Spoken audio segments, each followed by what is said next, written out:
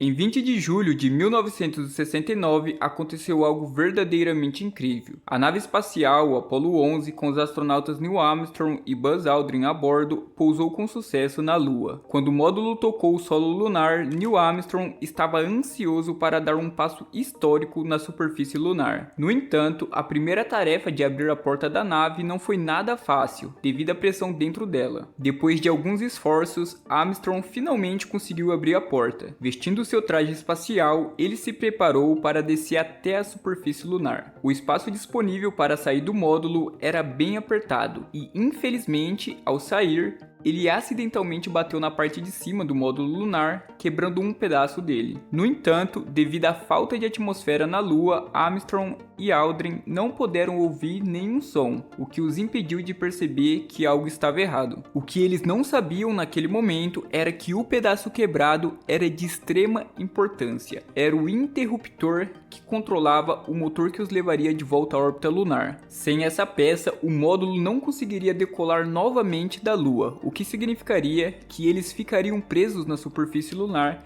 sem chance de retornar à Terra. Apesar dessa situação delicada, Neil Armstrong deu seu passo histórico e se tornou o primeiro ser humano a caminhar na Lua. Este é um pequeno passo para o homem, mas um grande salto para a humanidade. Mas isso realmente aconteceu? Muitas pessoas ainda se questionam se a missão Apollo 11 realmente levou o homem à Lua, mesmo mais de 50 anos após esse evento. Por que só o homem americano, por exemplo, pisou na Lua e nenhum mais repetiu esse feito? São uma série de erros. Você tem a questão lá da bandeira que tremeu, você tem a questão da projeção da sombra. Tudo o que acontece ali em volta dos astronautas dá a entender que a coisa está sendo feita num estúdio. Mas afinal, qual é a verdade por trás disso? Vamos tentar compreender e revelar todos os detalhes dessa história no vídeo de hoje. 3, 2, 1, 0, all engine running. We choose to go to the moon in this decade and do the other thing. Not because they are easy, but because they are hard. Houston, we see you on a terrible, over. Tranquility Base here. The Eagle has landed. That's one small step for man, one giant leap for mankind.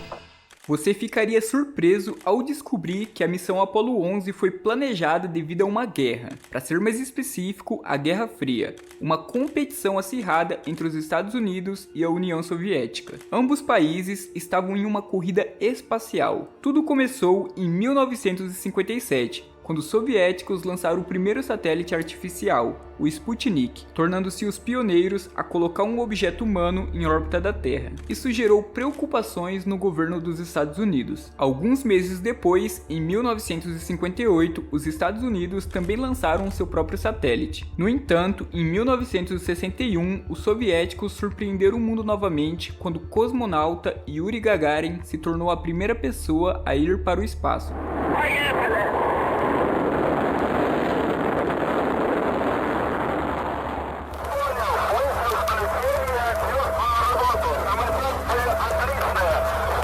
Os soviéticos estavam à frente na corrida espacial. Uma semana após esse evento, o então presidente dos Estados Unidos, John Kennedy, escreveu uma carta ao seu vice-presidente, datada de 20 de abril de 1961. Ele queria saber como os Estados Unidos poderiam superar a União Soviética na corrida espacial. Ele perguntou se estavam trabalhando ao máximo nos programas espaciais existentes e se havia algum programa que pudesse ser realizado rapidamente para ganhar uma vantagem. Em 25 de maio de 1961, em seu famoso discurso, John Kennedy prometeu ao mundo que os Estados Unidos enviariam humanos à Lua antes do final da década. Ele não parou por aí, também se comprometeu a trazê-los de volta em segurança. Before this decade is out, of landing a man on the moon and returning him safely to the earth. Para muitos, esse anúncio foi inacreditável. Imagine o ano de 1961. Não havia smartphones, internet ou tecnologia GPS. Os computadores eram muito lentos e primitivos. Nesse cenário, o presidente estava prometendo enviar humanos à Lua nos próximos 5 anos e destinou um financiamento adicional de 7 a 9 bilhões para o programa espacial. Toda a agência espacial estava comprometida em alcançar esse objetivo. Poucos meses depois, os testes começaram. Primeiro, eles avaliaram os foguetes que seriam usados para deixar a Terra. Em seguida, testaram as proteções térmicas dos módulos de comando para ver o quanto seriam capazes de resistir ao calor. Depois, examinaram o sistema de propulsão do módulo de serviço. Entre 1963 e 1967, muitos testes não tripulados foram realizados. Em fevereiro de 1967, a NASA planejou realizar os seus primeiros testes com astronautas a bordo do foguete, denominando essa missão de Apollo 1.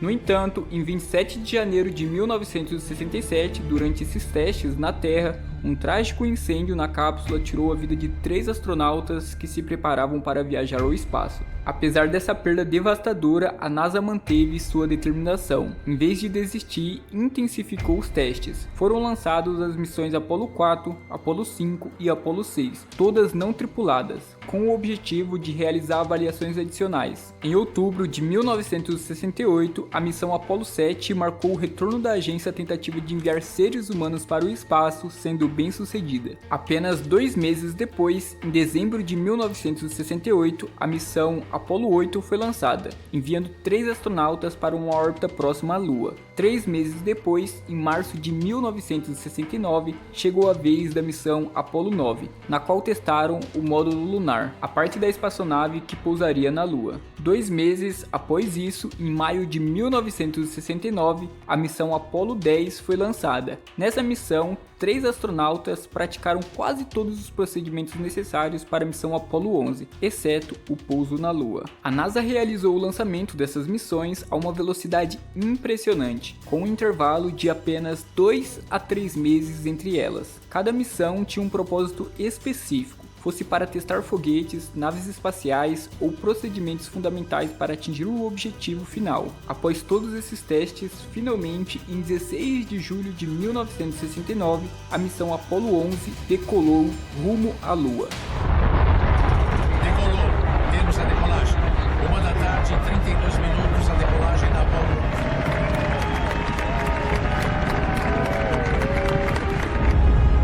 Na missão Apollo 11, 3 astronautas desempenharam papéis cruciais. Neil Armstrong, com 38 anos na época, liderou a equipe como comandante. Michael Collins era o piloto do módulo de comando, enquanto Edwin Buzz Aldrin pilotou o módulo lunar. Esses 3 nomes se tornaram verdadeiras lendas na história da exploração espacial. Neil Armstrong e Buzz Aldrin se tornaram famosos em todo o mundo e são reconhecidos por todos. No entanto, Michael Collins não alcançou o mesmo nível de fama, o que é algo interessante que vamos explorar mais adiante nesse vídeo. A espaçonave da Apollo 11 tinha 3 partes principais: o módulo de comando, o módulo de serviço e o módulo lunar. Os 2 primeiros eram chamados de CSM, o que significa módulo de comando e módulo de serviço. Eles desempenharam um papel fundamental ao separar o módulo lunar e permitir que ele pousasse na Lua. Para voltar com segurança à Terra, o módulo lunar precisava ser relançado e novamente acoplado ao CSM. O lançamento da espaçonave foi uma operação impressionante, usando um foguete Saturno V com 1 milhão de galões de querosene, oxigênio líquido e hidrogênio líquido. Esse foguete gigantesco pesava incríveis 3 milhões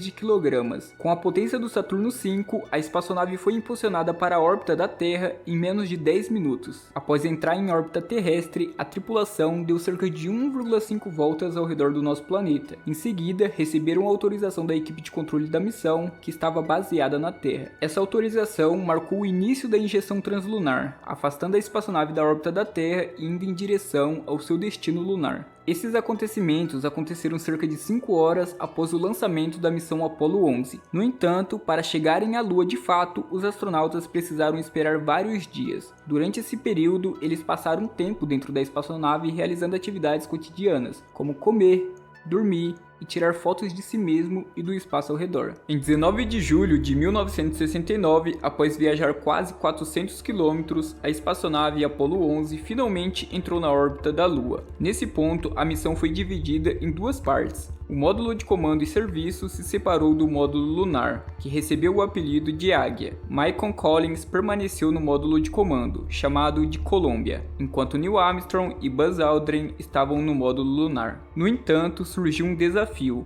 O módulo de comando e serviço tinha a responsabilidade de permanecer em órbita lunar, enquanto somente o módulo lunar pousaria na Lua. Isso implicou que somente Armstrong e Aldrin teriam a oportunidade de caminhar na Lua, deixando Michael Collins de fora. Talvez seja por isso que muitas pessoas não estejam tão familiarizadas com Michael Collins. No entanto, o papel de Collins desempenhou um papel crucial na missão, já que o módulo lunar precisava ser reconectado ao módulo de comando e serviço para garantir o retorno seguro de Armstrong e Aldrin. Estava previsto que por volta das 20 horas o módulo lunar tocaria suavemente o solo da Lua. No entanto, esse pouso não foi nada simples. Exatamente às 20 horas e 10 minutos, alarmes soaram identificados como 1201 e 1202.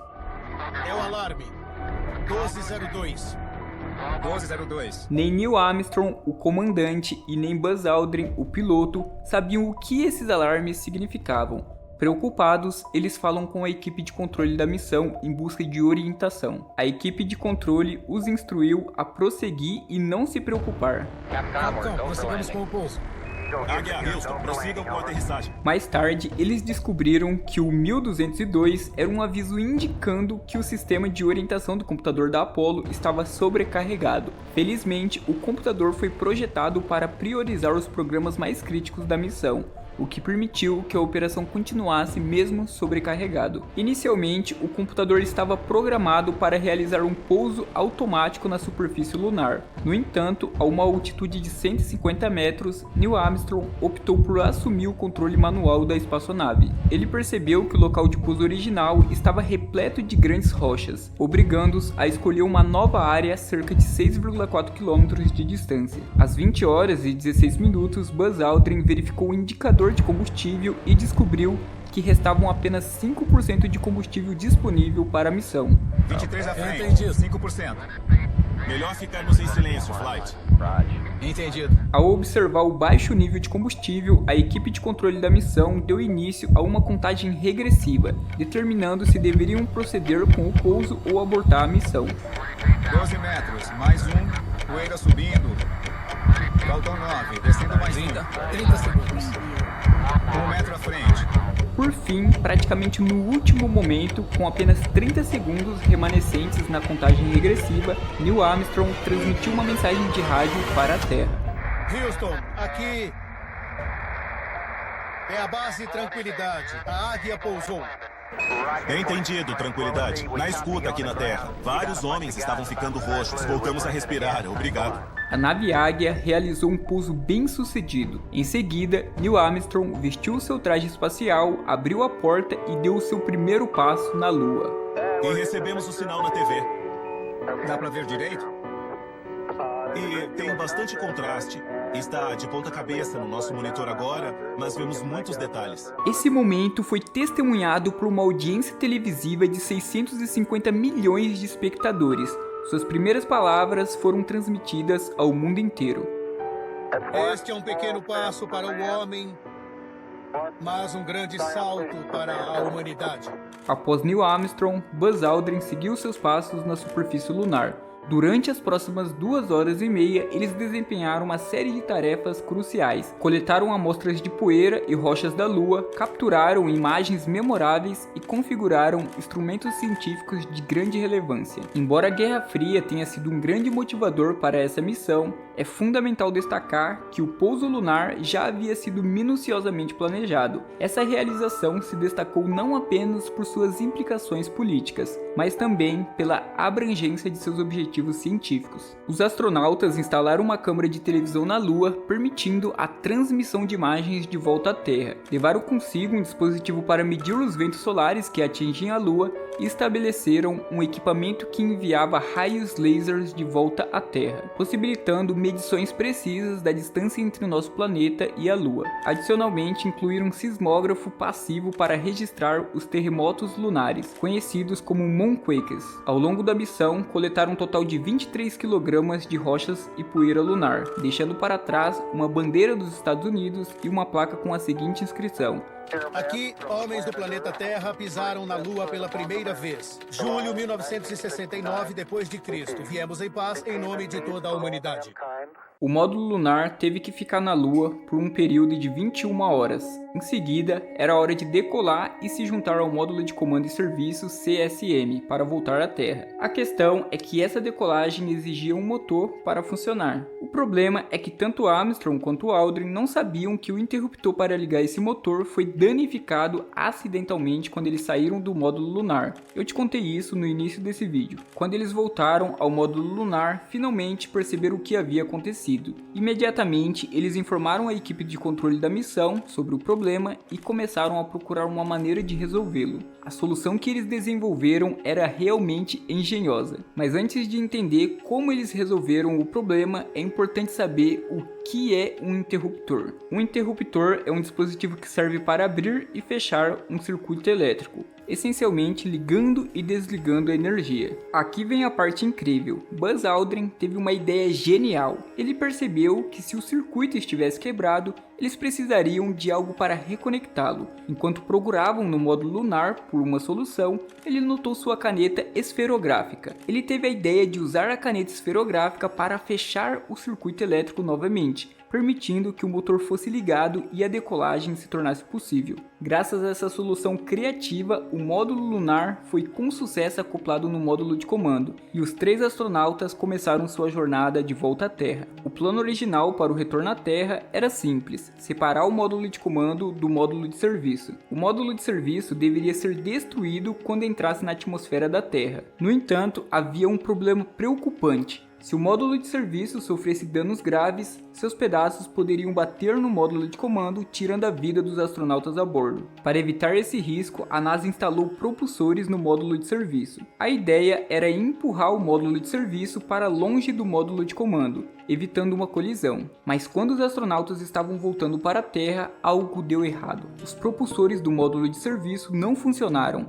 Isso significou que os 3 astronautas tiveram que ficar no módulo de comando e assistir enquanto o módulo de serviço se desintegrava ao seu redor, com pedaços dele flutuando próximo a eles. Por uma verdadeira reviravolta do destino, os fragmentos quebrados do módulo de serviço não atingiram o módulo de comando, que permaneceu seguro. O risco de que os astronautas não retornassem com vida nesta missão era tão alto que o presidente dos Estados Unidos, Richard Nixon, se preparou para um discurso alternativo em caso de tragédia. Ele escreveu palavras que, em um cenário sombrio, teriam sido pronunciadas. Abre aspas, o destino determinou que os homens que partiram para explorar a Lua em paz, agora ficarão na Lua para descansar em paz. Esses bravos homens, Neil Armstrong e Ed Aldrin, sabemos que não há esperança de salvamento. Eles estão sacrificando suas vidas em prol do mais nobre objetivo da humanidade: a busca pela verdade e compreensão. Fecha aspas. Felizmente, a sorte estava do lado deles. O módulo de comando conseguiu atravessar a atmosfera terrestre com segurança.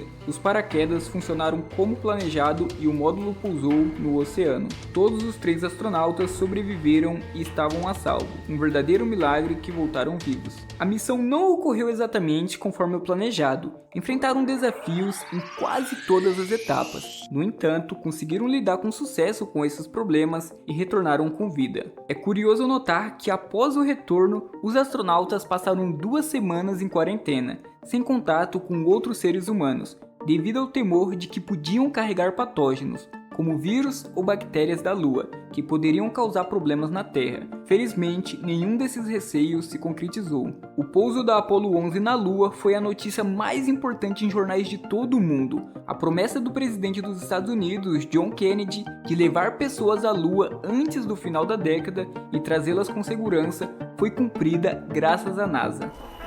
In 1969, the public had little reason to question mankind's historic first step on the moon. After all, the achievement was a celebration of technological supremacy. America had finally won the space race. Você não acha suspeito que quase no final dos anos 1960 e 1969 os Estados Unidos tenha conseguido pousar na Lua? Alguns sugerem que isso pode ter sido uma estratégia para ganhar vantagem na Guerra Fria, um período de competição geopolítico com a União Soviética. Há até quem especule que a missão lunar de verdade tenha fracassado, levando os americanos a criar um pouso falso apenas para impressionar o mundo. Essa é apenas uma das muitas teorias da conspiração que giram em torno desse evento histórico. No entanto, é importante salientar que essas teorias da conspiração foram desmascaradas em diversas ocasiões. Se os americanos estivessem realmente tentando enganar o mundo com um pouso falso, é improvável que os soviéticos, seus rivais na Guerra Fria, tivessem corroborado essa história. Na verdade, na grande enciclopédia soviética, que foi publicada entre 1970 e 1979, em sua terceira edição, o pouso na Lua foi confirmado como um fato em várias ocasiões. Artigos soviéticos até destacaram o pouso da Apollo como o terceiro marco importante na história da exploração espacial, procedida pelo lançamento do Sputnik em 1957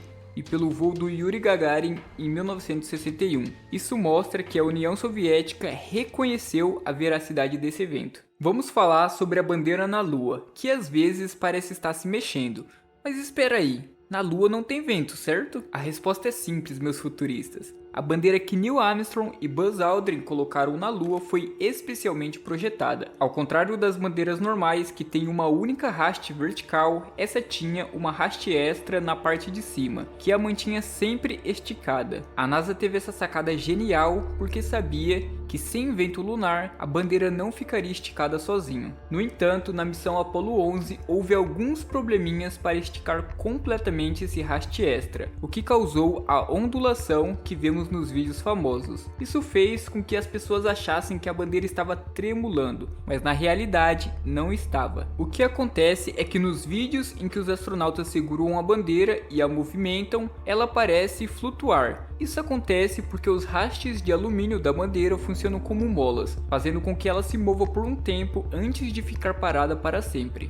Uma das questões frequentes é por que não vemos estrelas nas fotos tiradas por Armstrong e Aldrin na Lua. A resposta é bem simples. O pouso lunar ocorreu durante o dia, quando o Sol estava iluminando a superfície lunar. Além disso, os trajes espaciais dos astronautas eram brancos e muito reflexivos. As câmeras da época não tinham a capacidade de capturar as estrelas no meio desses reflexos intensos. Até hoje, se você pegar qualquer celular e tentar tirar uma foto à noite com o flash ligado, não conseguirá capturar as estrelas no fundo. Outra questão abordada é a aparente falta de consistência nos ângulos das sombras nas fotos. Alguns alegam que, como se fosse uma produção de Hollywood, diferentes fontes de luz teriam sido usadas, explicando as sombras em várias direções. No entanto, na realidade, o Sol não foi a única fonte de luz na Lua. A própria superfície lunar refletiu uma quantidade significativa de luz, atuando como uma fonte de luz adicional. Isso resultou na dispersão de luz em várias direções, criando as sombras que parecem fora do comum. Outra pergunta que muita gente faz é sobre a foto de Buzz Aldrin tirada por Neil Armstrong. Nela, você consegue ver o reflexo de Armstrong, mas também pode perceber que ele está segurando uma câmera. Isso pode parecer estranho, certo? A explicação é simples.